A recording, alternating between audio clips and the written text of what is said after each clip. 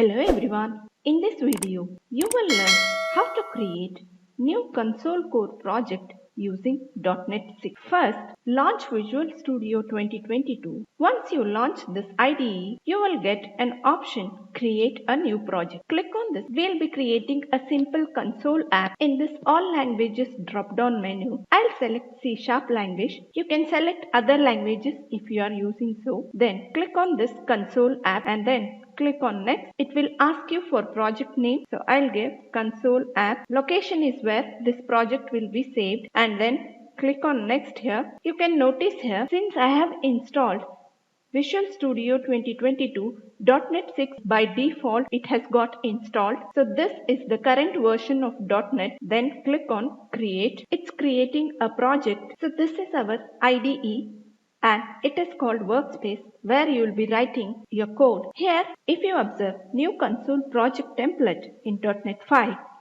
you have namespace, class and then the point where your main method starts, and inside that main method you have the body of main method. When it comes to .NET 6, you can see all these are omitted. New project template, you have only the body of the main method.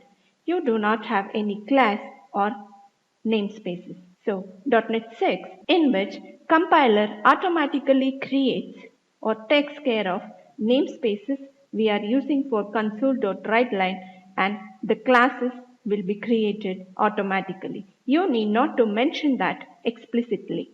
So this is one of the changes made in .NET 6. So here by default console.writeline is printing hello world. Let's change this to welcome to .NET 6 training. Click on this run button. So build has started. You can observe welcome to .NET 6 training message printed to the console. Thanks for watching. Do subscribe to our channel and press the bell icon to receive future updates.